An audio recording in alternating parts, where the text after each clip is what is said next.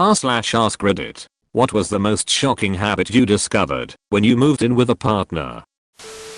He liked to tear holes in the sheets with his toenails so he could tuck his feet into them.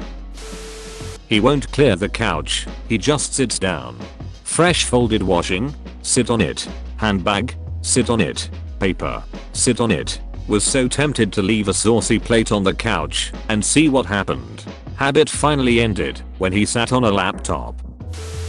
She sprints up and down the stairs. She just hates being on the stairs, so she makes it as fast as possible. It's insane to watch her calmly walk to the stairs then just automatically start sprinting. He and his roommates never took out the trash. Like ever. Huge pile of full trash bags in the kitchen, almost reaching the ceiling, with trash in all the cabinets too. Every great once in a while, they would rent a U-Haul to take it to the dump. So confusing to me, but I didn't know how to help them break the cycle. Nice guys, but sheesh. My husband organizes something every day, but it's the most random box in the back of the closet or refolding his clothes. At first my thought was WTF, but now I realize it's one way he relaxes after a long day. He's adorable. We would buy veggies etc, and if it had the slightest bit of discoloration, not exaggerating, he'd throw it away. Also he would peel like 8 million layers off an onion before cutting it, essentially wasting most of the onion. Eating cereal with water, not milk. He'd whack off then come in a garbage can. Not a tissue that he placed in the garbage can, just straight shooting into the garbage can. At least it had a bag in it, but because he wasn't putting tissues in it, it never got full ergo never emptied. The effing smell lead me to sleep in a separate bedroom and eventually end the relationship when it somehow ended up being my job to clean his room. Editing to app the next partner, because I've had some doozers, would throw out any leftovers. Not because they didn't like leftovers, but because they didn't understand how saran wrap, cling film, worked. When we first moved in together I bought some kitchen basics including saran wrap and their response was, "Why the duck did you buy this? It never works." It wasn't until the third or fourth home cooked meal I realized they would just put it on top of the food and expected it to cling to the food like some sort of vacuum sealer. At least this one was a life lesson, and he was more than pleased to learn how to actually use saran wrap. I hope he's doing well in life now that he has this knowledge. In the early 80s, moved in with an Iranian chick who had recently escaped from the Islamic Revolution. After our first weekend together, while she was in the shower, I started cleaning up the mess I helped make. I was washing the dishes when she walked in. She completely freaked out. "Stop, what are you doing?" And she kept looking out the window. Turns out it was some kinda deadly sin for a man to do her housework, making the woman some kind of dishonorable so and so. And the worst part was she was in a complete panic that someone walking past might see me washing dishes. We just had sex all weekend, but me doing the dishes was a some kinda sin. Weird shit for a guy from Los Angeles. I didn't move in with him. I just stayed there a lot and cleaned up his mess a lot of times, but he had pee bottles under the bed and I don't know why I didn't leave the moment I discovered it either. Ladies, please make pee bottles under the bed a deal breaker. That he would bite his nails and drop the little pieces all over the apartment. He moved out 6 months ago and I'm still finding fingernail bits in weird places.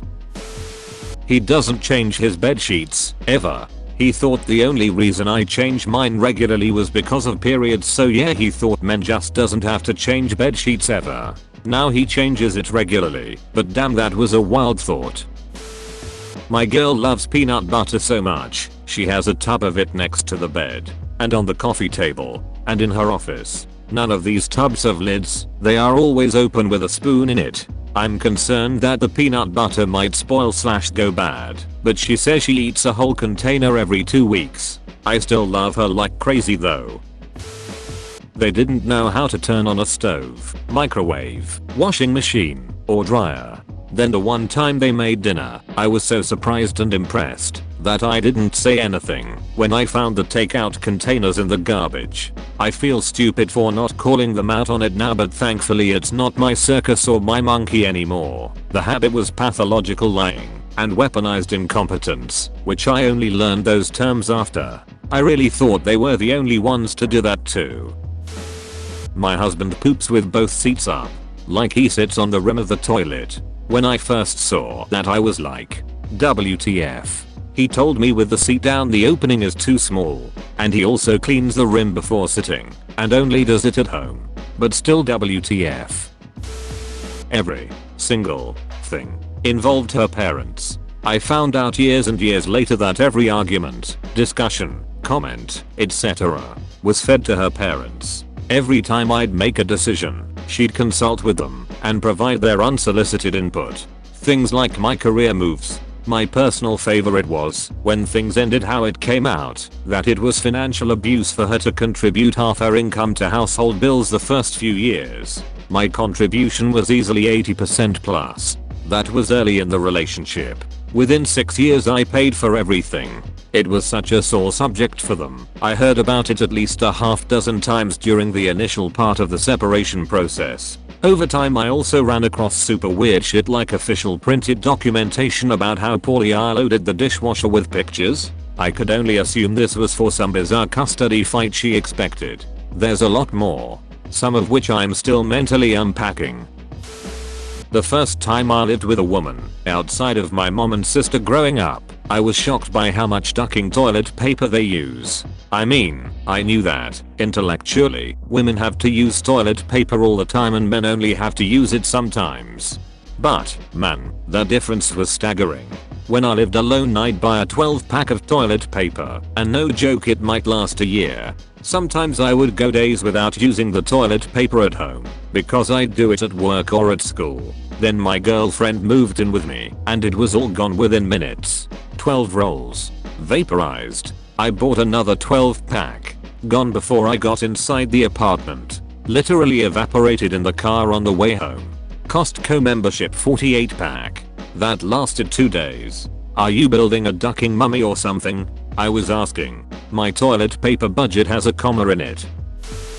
It was my own habit that was shocking, because I didn't realize how much I casually fondled my balls, mostly when I was cold, until I moved in with a partner. And by fondling I mostly mean my hands were in my pants. Oh, I've got one. This was my first live-in relationship. His mum often gave him containers of food to take home, and he forgot to take them out of the car boot. Then he remembered they were there but just kept putting off dealing with it. He was driving around with a bootload of moldy food and maggots. Then there was the time I found the second blow-up sex doll. The first one, I could believe, was left over from a bucks party, but the second one stuffed away in the laundry wasn't so explainable. Oh, there was also the time that mushrooms started growing in the shower because we were in a Mexican standoff over cleaning the bathroom. He never would, and I was sick of doing it. He literally undresses as he walks around the house. Like I will find socks in the living room, pants in the dining room, t-shirt in the kitchen. My husband also grew up with a stay-at-home mom who did everything for him and his siblings. Laundry, cleaning, cooking, etc.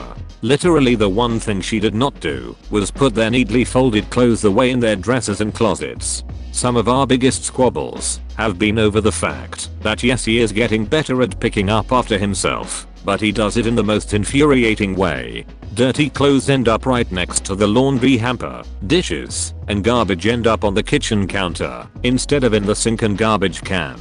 As far as shocking habits go, I will take this one happily. A severe addiction to scrolling Facebook. So bad he would scroll while driving.